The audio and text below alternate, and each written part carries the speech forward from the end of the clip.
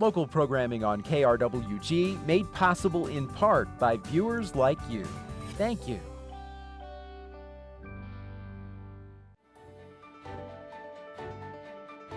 Welcome to Your Legislators, a production of KRWG Broadcasting. Your Legislators is a public service program providing our viewing audience in southern New Mexico the opportunity to hear about important legislative issues directly from their elected representatives in Santa Fe. Hello, I'm Glenn Cerny, and welcome to Your Legislators. We are just days away from the start of a long session in Santa Fe for the New Mexico legislators, and I'm very pleased to welcome back for the second year for our preview, Representative Doreen Gallegos. And first of all, the area you cover, your district covers roughly what area? I'm District 52, and that is Las Alturas, the Talavera area, half of the university, Vado, Berino, and Anthony. So you feel very comfortable being in the studios of KRWG. Yes. And are the bags packed? You're ready to head up there? And Not quite. We got almost there. We're almost there. Well, and we were joking, and I said congratulations, but you also have a very significant role in this coming session, having been named the majority whip with the change in the makeup of the legislators. Explain what a whip does, because there's a minority and a majority. Right. So basically what I know you're not carrying anything intimidating. A whip. Maybe a pen. That's right. Well, I think the job to be a good whip is to be able to count votes. And you would think that that's easier said than done. But sometimes people are undecided, or they don't want to tell you how they're going to vote. And I think it's real important, if we want to have certain pieces of legislation that are good for our caucus and what we really want to put on the Democratic agenda, then we would want to make sure before putting it out there that we really had those votes. And so being able to be counting votes, to be able to analyze those bills. If they're weak, then we need to find out how to make them stronger. If there's certain areas that maybe don't feel comfortable, a legislator that doesn't feel comfortable because of their district voting for that, well then how could we tweak it to make it where you would feel comfortable? And so there's a lot of negotiation behind the scenes being the whip. You also have to be able to be an information resource for people. People need to understand on the floor. And, a lot of times things, you see things happening on the floor, and sometimes, it's just very slow and monotonous, and all of a sudden there's lots of movement, things happen very fast, and a bill is, pulled out of committee or pulled, off, and we've got to vote quickly. And so part of the job is to know what that bill is, to be able to have some analysis on it. And we don't want people to vote on bad bills, and sometimes that's how things get slipped through, and we want to make sure to prevent that. Are you in much of the actual negotiation then with the Republicans in trying to get these bills put together? I think depending on how you take the role. And that was one of the reasons I did want to take the role, because I think I do have some positive relationships on both sides of the aisle. And I really felt that with this year, with there being absolutely no money, and I will stress that there's no money this year, that we really needed to work on making good policy. And I think, right now when we're not going to be fighting over the dollars of it, we need to be fighting and working together to have a good quality policy and bills that we can pass that are good for New Mexicans. And I think that both sides are really ripe for this because of just the climate of there being no money. So we've got to do something up there. We had Senator Smith on last week, and he reminded me a little bit of Ebenezer Scrooge in the start of Christmas. Marley was dead. This must be perfectly clear. There is no money, right. and again, we kind of joke about it, but it has been serious up there, and I can't imagine. I know the frustration that I hear from people in my circles, but what you hear, it's kind of in a rut situation, and with the change, is there more of an incentive to look for cooperation? I believe so. I really think that it's my hope that people will be motivated to make that change. The governor has 2 years left in office. I would think that she would want to leave a good legacy, and she's got to be able to work with the legislators, as we've got to work with her, to be able to get anything done at this point. And when you talk about such limited funds, and what I always hear is, oh, there's always money, but people just, we always hear that. And what I want to say is, no, really, this time it's true. I think we've cried wolf many years, but I've sat on House Appropriations the last 4 years. I've been very much a part of the budget. During the special, I was very much a part of working what we were going to be rolling out, and they were painful cuts. And when I say that, I don't take that lightly. I don't think cutting 5% across the board is the way to do it. I think, we're down to the bone. And when we talk about how to fix it, well, from somebody who works from a nonprofit perspective and any kind of business perspective, you can't keep taking money and not putting anything in. And so we've got to figure out how to generate some revenue. And I know at this point, when we talk about raising taxes, people just don't want to hear that. The governor has said she will not raise taxes, but I also say we never say never, because in times of crisis, we have to start looking at how we're going to generate funds. Well, and I think it's an obvious situation that you need some programs, and to have programs you're going to need, and I think what gets lost a little bit in the conversation, you mentioned the not-for-profits and the services that the state provides, but it also very quickly becomes an issue for the commercial vendors that no longer have the business so there's a double-edged sword when you start doing too much of that.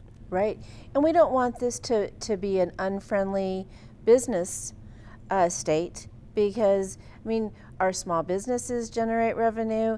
We've got to look on we're going to enhance some of those initiatives.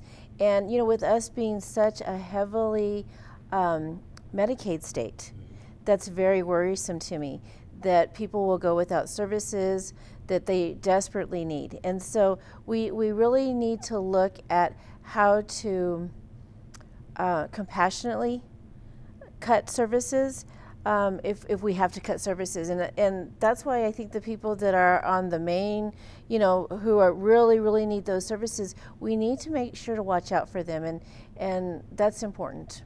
You mentioned the 5% cuts, and in defense of the legislators, that was special session, and something had to be done now. There wasn't time for great negotiation and thoughtful process. So is any of that revisitable? And I realize it was for 2 years, so the budget really had to be taken care of. Right. I don't know that that's something that we'll revisit, because we're looking at an even bigger problem that continues to grow, and we need to figure out how we're going to address that problem.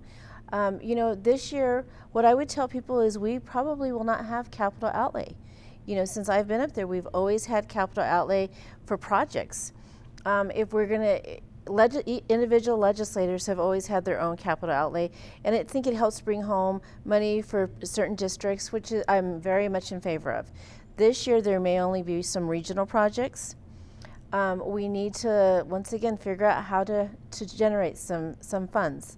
And until we come to that, we're going to continue to not make any progress. Again, almost going back to Scrooge, but the governor has said very clearly there will be no increase in taxes. But I've heard from several people, well, there's some areas of tax reform that may help us as well. Are there some identifiable points of agreement with the Republicans that you could start to have a meaningful discussion very quickly on that subject? I believe that there are. I believe that, Republican or Democrat, we both want to do well for our constituencies. I think we look at how we do that differently. And so I think we've got to come to the table, and we've got to say, okay, where is there careless spending?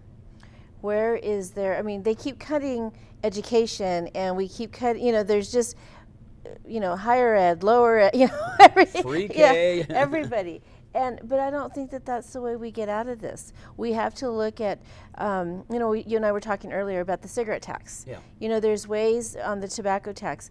There's been the good players and the bad players. Well, we need to go after the bad players, and those companies that owe New Mexico monies, we need to go out, pursue getting those monies.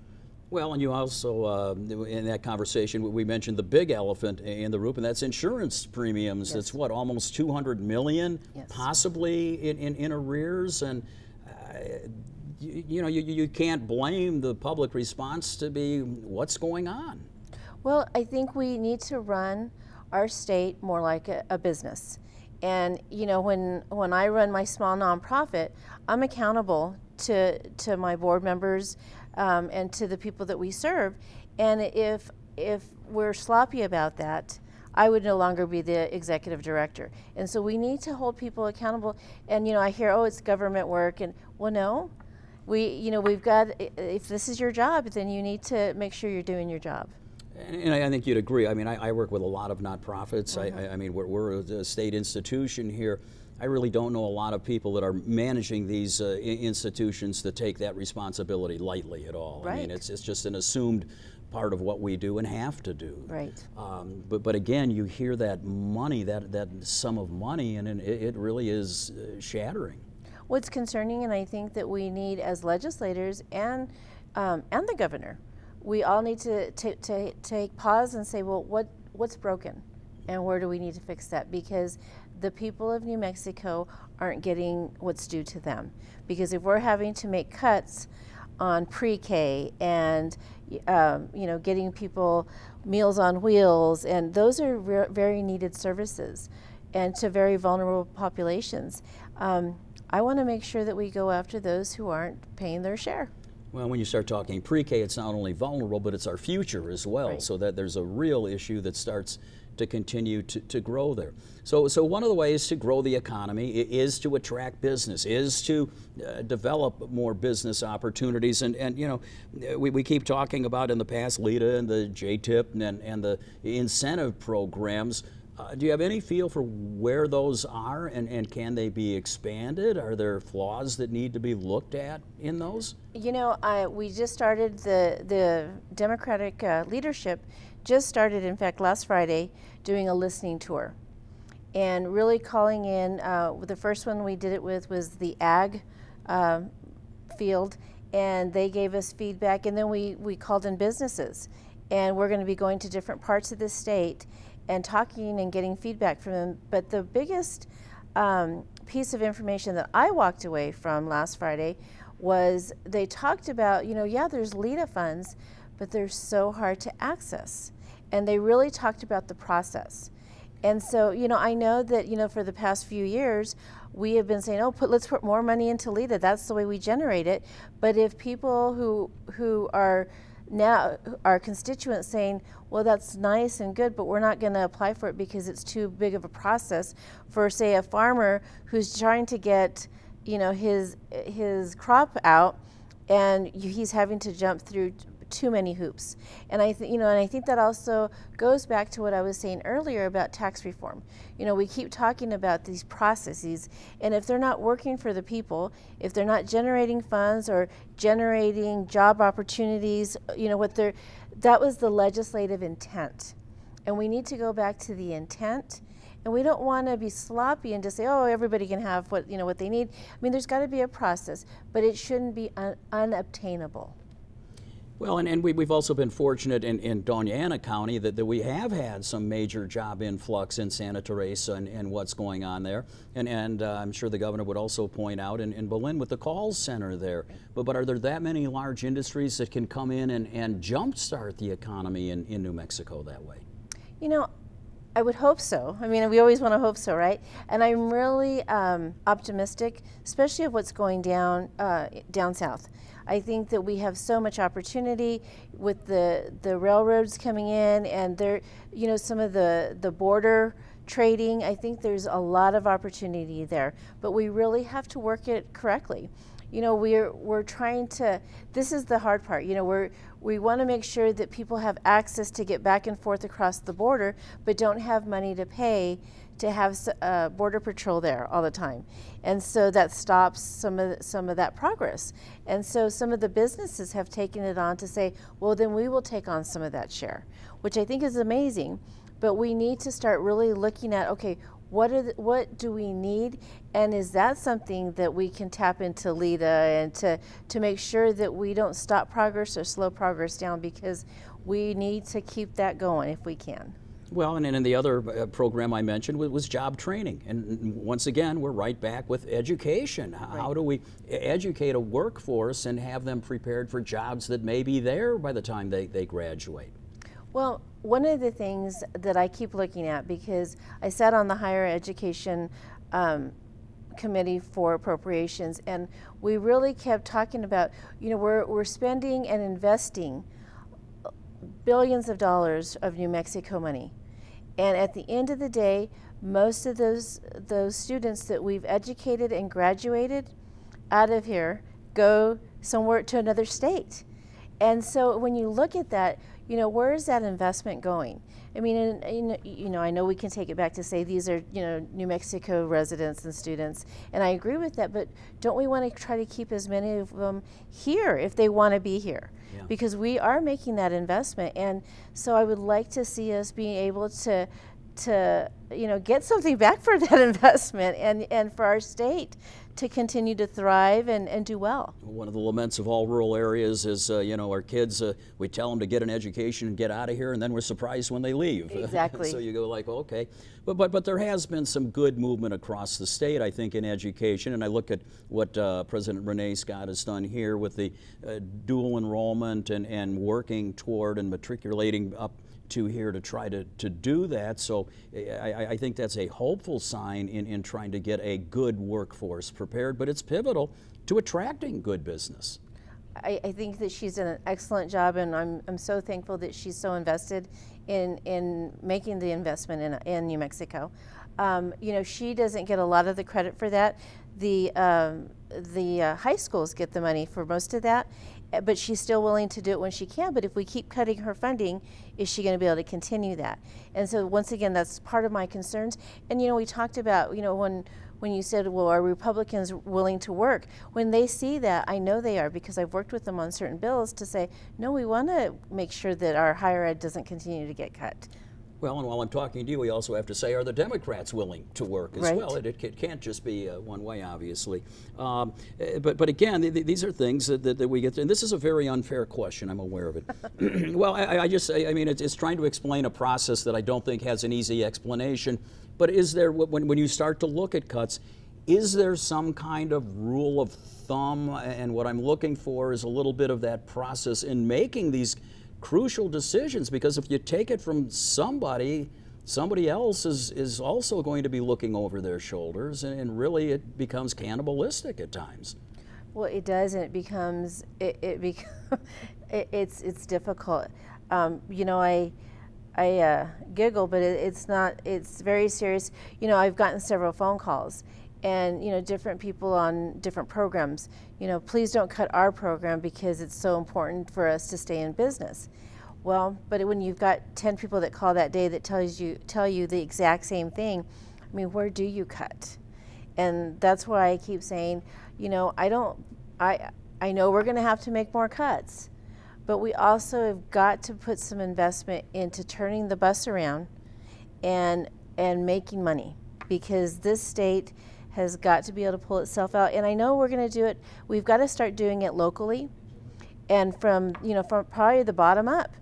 And local businesses, but we have to also make it a climate where local businesses can do well, small businesses can do well, colleges can do well.